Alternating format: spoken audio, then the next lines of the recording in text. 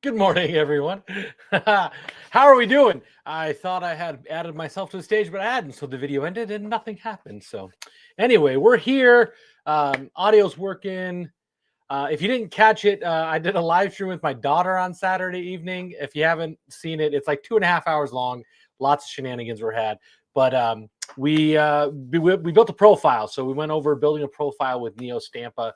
So if you get a chance to check that out, you can. I also was using a brand new tool in my arsenal, which is going to help me profile or scan faster so I can build profiles a little bit quicker so I can maybe do more at the shops I'm going to or do more machines. I've got a lot of shops that have 4, 5, 6 machines, and it's just being on the road that long is crazy. Anyway, all right, let's see.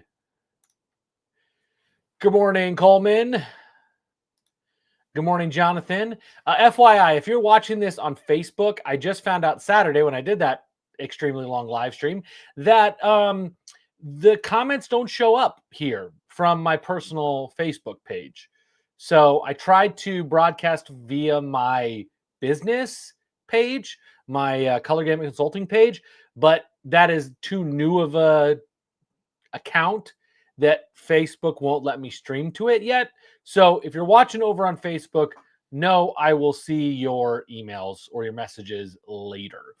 Yeah, so let's get into it today because we need to. I actually have a cutoff time. I don't always have a cutoff time in these live streams, but I actually have a cutoff time because I have a flight leaving at 12:51.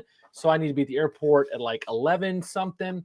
So yeah, so let's get right into it. If you do have questions, get them in now because normally I won't be. Normally we'll go through questions at the end, but we're gonna, like I said, cut it a little short because I got a flight to catch. Good morning, honey.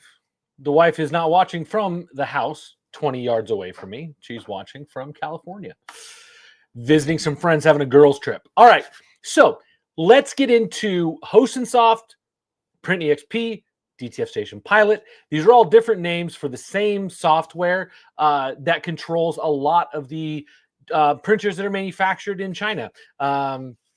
Hosen board. There is another system, BYHX.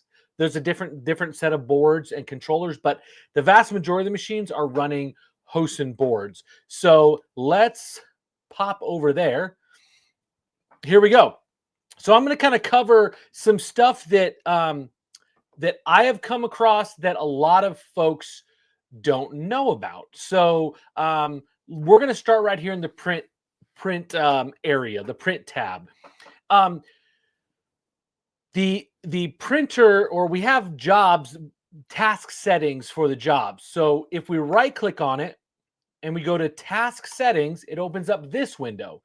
And the first thing I'm going to show you guys is the count setting. So let's say you're doing this particular graphic right there, and you need 40 of these. And I've got 5 in that gang sheet.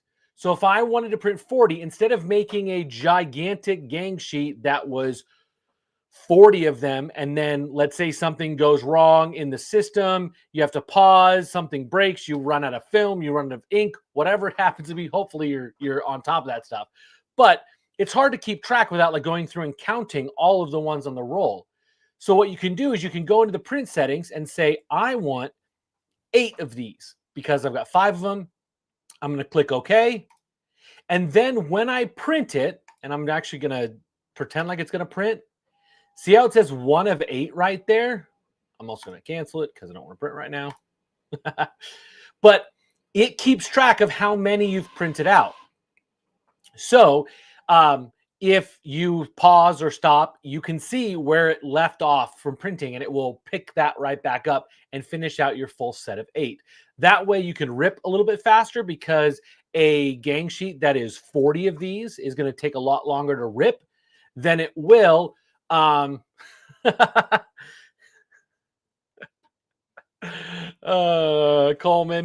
I gotta throw this comment up. So basically, now it will pause between each one of the gang sheets. So when it gets done with this one, it'll pause go back to home, and then start back up to do number 2, number 3, number 4, whatever. So it doesn't work for every workflow, and it does slow it down ever so slightly. But I think the slowdown is not more than it takes to rip a sheet that's 47 of these long, whatever it is. So that's the first one. That's the first little tip. So right click on the print job, go to task settings, and you can change the count. So that's the first one. Now, let's say you're printing and you notice, let's say you've got a big gang sheet, like one that's humongous, and you notice right at the end it started banding, or right at the end you started having ink issues and the colors changed a little bit, but you know the first half of it was flawless, or you got to a bad section of film or something like that. You can actually print just a portion of the gang sheet that's loaded in there. So obviously, this is what prints first, this bottom area here, and yours might not have a checkbox. So,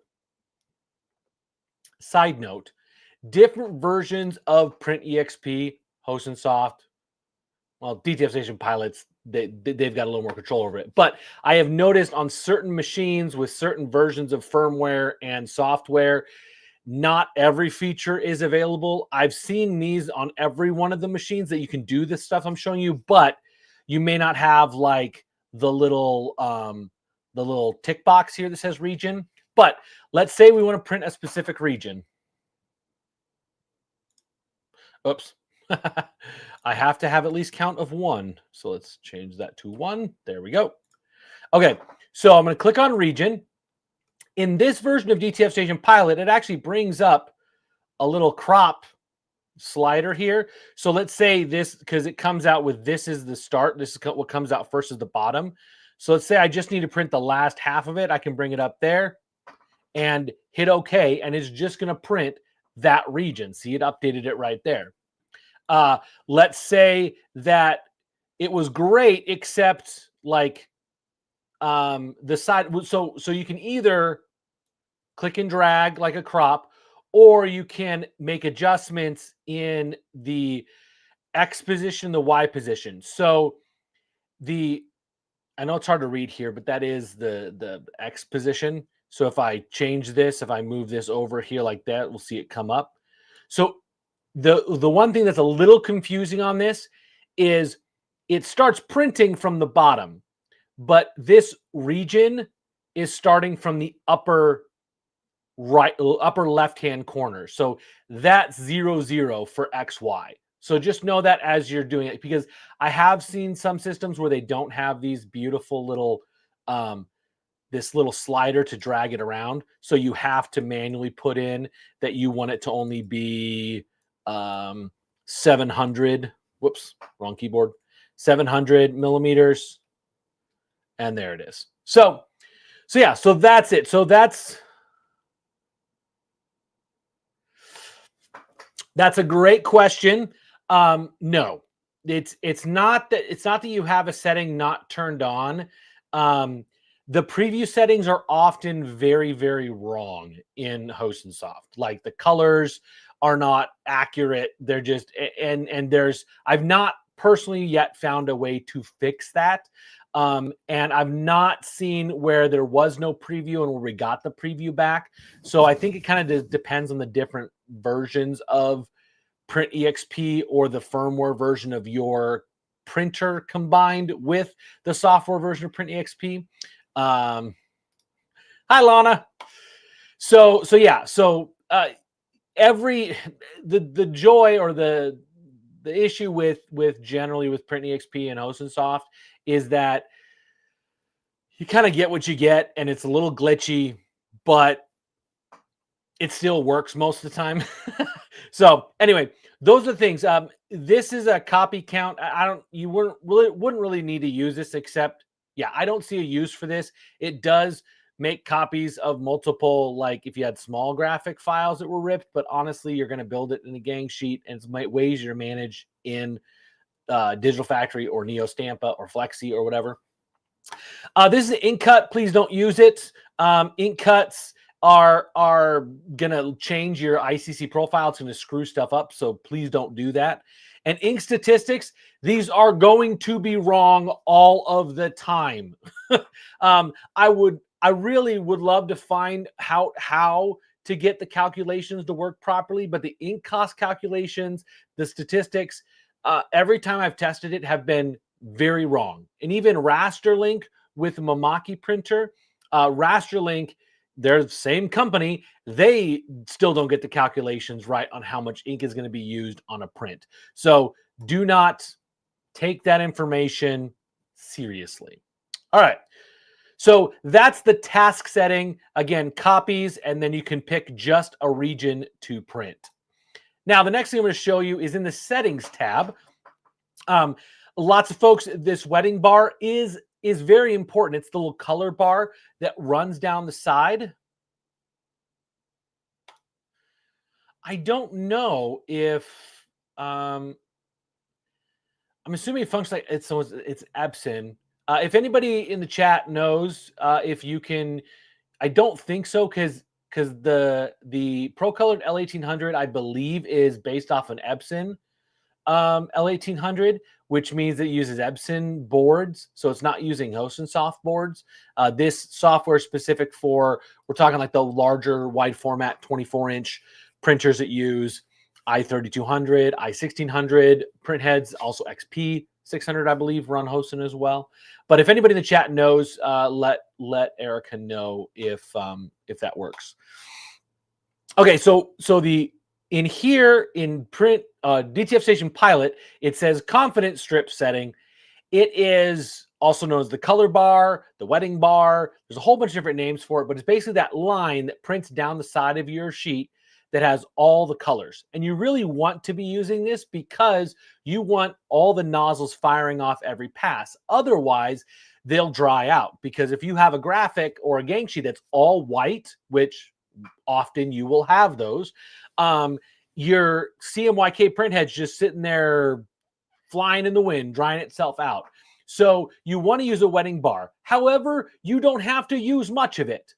So I've seen a lot of people where they've got it on like normal. They've got the width at like 5 millimeters. It's just gigantic. Guess what? It doesn't need to be very big at all. So I like to use weak 1 millimeter wide. I don't even know. Maybe you can go smaller than that. I've never tried. Will let me do 0.5? Nope, can't do less than 1. Sweet. I was pretty sure I could only do 1. But 1 millimeter width. So that means each one of the cyan, magenta, yellow, black, white strips are going to be 1 millimeter wide. And then distance is the distance from the gang sheet. So depending on how much you're optimizing things, you may want to offset it a little bit further just to give yourself a little more space to cut that out. Or if you're trying to like really cram a lot into the gang sheet and you're just trying to optimize that film space, you might want to use a little bit lower distance. But please be using this. This will help your machine run and behave much better. So you want to set it to wedding. Either position you pick whatever position you want to put it in. That's just right side or the left side. Right side is going to be, it prints that first before it prints the graphic. Left side is going to print it at the outer edge or the farther edge of the graphic. And then strength, like I said, just do weak. You don't need to do strong or normal or anything like that. Just do weak. You just want those nozzles going, just spitting out a little bit of ink every pass. That's all you want. And I've also found that if you do like normal or strong, because the white is firing off all of its channels into one little spot, it can tend to flood. So just do a weak. That's perfect. Next thing is your print overlap settings. And this might be called occlusion. I've seen it multiple different terms, but there are a lot of options in here, and I'm going to show you the ones you don't want to do. So normally when I profile a machine, I like to do it on either normal or depth. There's not a dramatic speed difference between these two. And if I can get away with normal, I prefer to, but a lot of times I'm just going to depth. And then on the type, I'm going to fog type. Now, yours might not have as many options as mine has here. A lot of times you'll have fog type plus or fog plus, and strong A. Do not use strong A. It will have your printer speed. So if my printer right now prints at 30 square feet an hour, it is going to do it at 15 square feet an hour. It halves it. If you are having trouble with banding and you just need to, I mean, obviously banding, this is a Band-Aid for banding. I wouldn't make this your fix for banding. But if you're like at the end of the day, you just got to get some prints out, you're okay slowing it down a little bit. You want to go to like super occlusion or a custom and go really, really high on this, not strong A, because strong A will slow it dramatically down. These changes from top to bottom they do slow it down as you get further down, but not as dramatically as going to strong A. So just please be aware of that if you're not careful, you will have your speed. I can't have a customer that tried what? Not using the wedding bar? Sorry, comments are delayed a little bit, so let me know what you're referencing, Kev. So that's occlusion. Just, again, please stay away from strong A unless you're like really, really limping it along. Like it's at the end of the day and you just got to get through. Normally banding is solved by like multiple other things. You can kind of cover it up a little bit with some occlusion settings, but it's not a fix for sure. All right, next area I'm going to show you guys is the advanced tab and the advanced menu specifically. Now, every single one of them,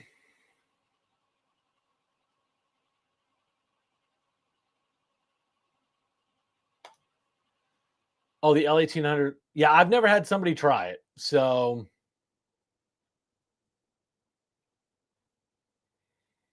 mostly because I don't have a lot of experience with the L1800s. So anyway, okay, advanced menu. Now, every single version of Hosonsoft, the password is 6 ones. And I have seen some versions of Hosonsoft that let you get into an advanced menu or a factory mode. The way you get to that factory mode is by pressing Control F12. And what it does, make sure I press the right button,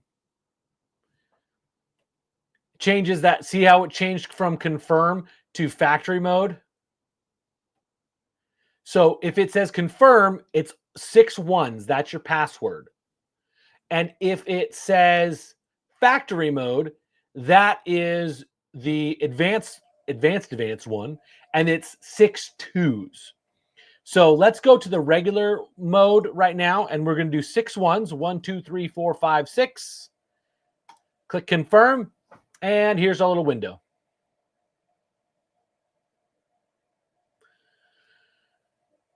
Let's see. So a couple things I want to show you guys in here. A lot of this is just setting stuff for how the sensors are calibrating, the way that motors are moving, all that kind of stuff. And so generally, I don't want you to change much in here because it should come pretty well defaulted. But some areas that I have seen a need to go in and change it. One is the Y motor. And this is your feed motor that's like feeding it out of the printer. If like, let's say you're printing a large gang sheet, and as you're printing over time, the white underbase starts to shift its alignment. Like it started out okay, but by the end of the print, it was starting to be off, front to back as it's printing out. If you notice the beginning is right on, the end is getting off, that could be because your calibration is off. Do most DTF machines use Hosen boards? We must be in the minorities. We have an AT board. What printer do you have, Carding Mania? Because, I mean, aside from like converted machines, like dedicated DTF printers, obviously Mamaki has their own control boards. Roland has their own control boards. Epson has their own control boards. But but the Chinese manufacturer stuff generally is using Hosonsoft or BYHX. Those are the two that I'm aware of. Potry.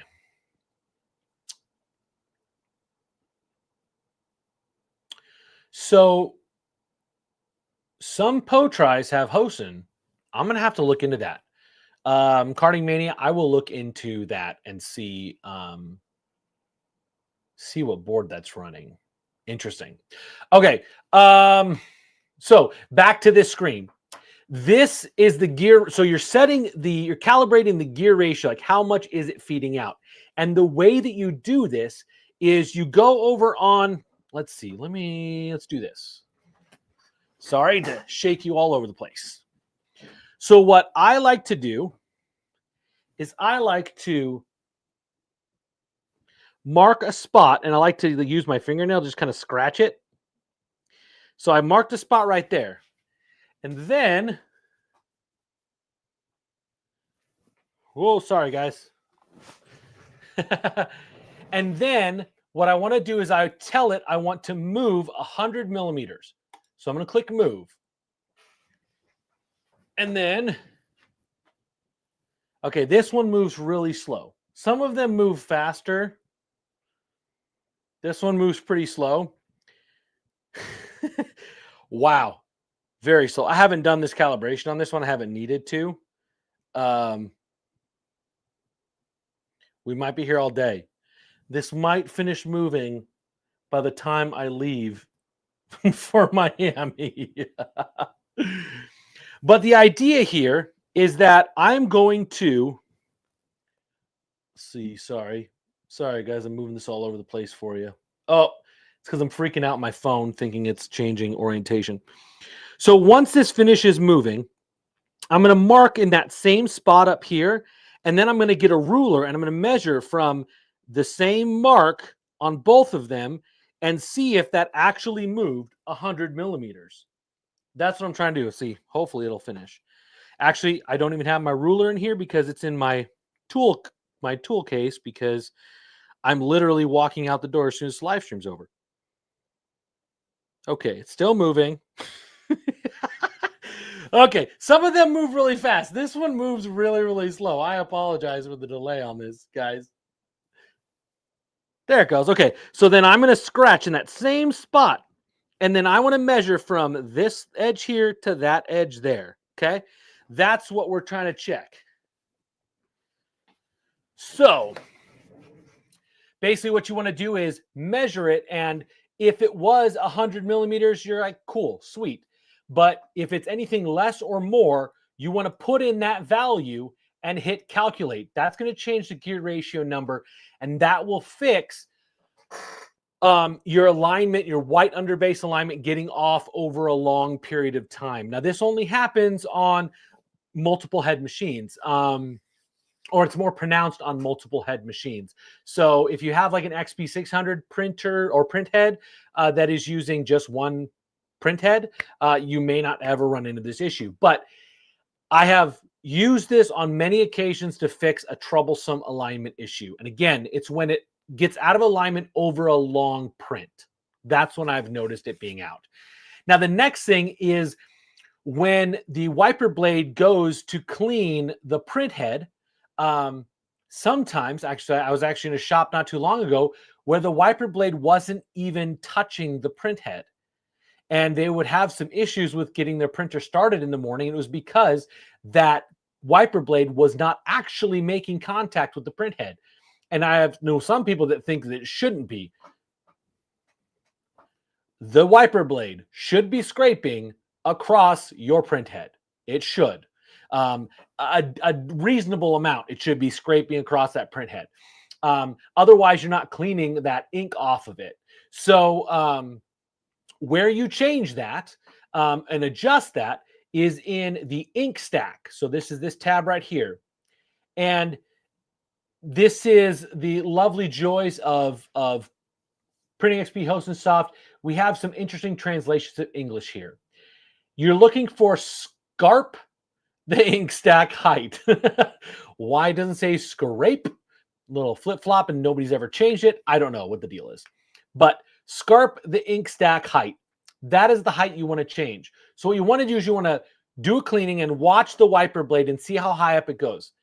And then be careful doing too big of increments, because if you were to go from like 7,500, now, sorry, other thing, these are not the settings on your printer. So do not change your settings to look like mine. Every setup is a little different. Every one of them uses a little different motor on the capping station. And they might use a different pitch to their threaded rod that moves it up and down. So do not use these as like default settings. You need to know you need to use what your setup is and then just change it slightly. So in this case, I would go up to like 800 or maybe 8,500. I would probably do just 500 first just to see what it does. If I notice no difference or very little difference, I might move it up by 1,000. But you're generally going to be moving these up by 500 or 1,000, somewhere in that range, as you try to get it to get a little bit closer up. And this is, again, for the scarp ink stack or the wiper blade coming across. So you want to do that, basically monitoring it when you do a cleaning. So open up the front, look inside, and watch it while it's cleaning. Watch that wiper blade scrape across those print heads and make sure it's making good contact. It should flex back a little bit because the wiper blade usually has a little bit of like a lip on the top. If it's going through like that, that's not going to do you any good. You want it to actually kind of like lean back a little bit. And when it gets to the end, you almost want to see it flick a little bit back forward. That's kind of what you want to have going on with your wiper blade. The other thing is when you are when you bring your carriage back to the home position, your capping stations should depress about 40% ish. And so if yours are not depressing enough, you won't create a good seal on that print head, and it'll cause multiple knock-on effects of potentially drying out the print head. You won't get a good load ink or a good cleaning. There's just a bunch of different things that can happen. So you want that depressed up in there pretty good. If you go too far, you could damage the print head. So again, with these, and this is going to be the wetting the ink stack height. That is the wetting and pump are your two like kind of normal home positions. And the flash the ink stack is when like a lot of the machines will do a little flash of ink right before it starts to print. And that's that flashing ink stack. So it's slightly ajar a little bit, like ever so slightly. But again, when you're changing these, do them by 500 and then see how that moved. If it didn't move enough, do it by 1,000. Never do it by more than 2,000, because you could crash that carriage or the capping station into the carriage, and then you've got a whole other set of problems. When you make the changes, you hit confirm and it will kind of move to where it thinks that height is. But to really see what's going on, you need to save it, and then you need to go back in and do like a cleaning or whatever the function is that you are trying to change it on. So once you change that, file, save. Perfect. Awesome. There are a few other things in here. Waveform. I just released a video recently on how to test different waveforms. Anytime you make, or you're going to try to make some major changes to your setup, please save your firmware. Please save your firmware, because the last thing you want to do is make a change and not be able to revert back to an original setting. So please, please, please, please save your firmware. And you can export it here. This particular version. So if you have Hosonsoft 5.7 up to 5.7, it will have two firmware files. If you have a Hosonsoft 5.8, it is one firmware file. So if you are trying to use like an updated version of Hosonsoft, be aware your printer may not handle 5.8. If you plug it into 5.8, it just, the parameters won't load. It'll look like it's connected, but it'll be like, this doesn't have the same information I'm looking for. So be aware that you can update to a newer version of 5.7 if you have an older machine, but just know that you cannot go to 5.8. But most everything I've shown you in here is the same both on 5.7 and 5.8. So don't worry about that. The one thing that I showed you guys a factory mode, so Command or Control F12, that opens up your ability to play with these waveforms here. Right now they're locked out. But if you do the Control F12 and do 6 twos, it opens up this particular window. I think that's it for today on this thing. There's a lot of other stuff in here. Some of it I feel like doesn't actually do anything. And this actually tracks with some of the information I know about how the back end of or the developer end of Hosonsoft works. They actually have different teams, at least in my experience in the past has been. They have different teams that are over like different tabs, so they don't necessarily know what each other's doing. So that can happen sometimes. You'll make a change here, but it doesn't seem to make a change in the actual print setup. But these are things that I know make a big difference. So yeah. Any questions on that? I know there was a lot of information. There's more in here. There's stuff you can there's other settings and stuff like that. But for most of you guys, this is going to be the helpful stuff. That should kind of change how you run your Hosonsoft PrintExp or DTF Station Pilot, which is a lovely segue for the sponsor of our channel. Well, at least these live streams, DTF Station. So I just did a video late last week on my printer and the fact that I ignored it for 16 days and got it back up and working in about 20 minutes. Now, I did notice something Saturday when we were profiling and I tried to print some stuff. Although the printer was working properly, I think my white ink separated a little bit because I was running a pretty normal white underbase and it was super, super faded. And so I've never been a huge fan of the white ink stir motors and these things. For most users that are actually printing production stuff, it's a non-issue because you're refilling that with new ink so regularly that it's not an issue. But because I sit here and it doesn't run but for a few hours once every couple of weeks if I'm lucky, that white ink separated a little bit. So just be aware that if you do try to do something like I did and leave your machine idle for a while, you might have some other effects. It still prints great, no missing nozzles, but the white was not as opaque as it had been before. So what I ended up doing is I kind of I drained out the rest of the liquid that was in there, put a little bit of distilled water in there and syringed it back out because it's hard to get the ink containers out of this thing. And then I put fresh ink in and it behaved a lot better. So I think that's what was happening. Even though everything tested right, nozzle checked right, all those kind of things, the white just wasn't as opaque as it had been. But I did leave this for 16 days, literally did nothing to it for 16 days. I was not intentional. I did not mean to do it that long. But yeah, huge shout out to DTF Station. I will be at Printing United and I will be at DTF Station's booth. So if you guys are going to be at Printing United in Orlando, I'm not sure what days yet I'm going to be there or be at their booth.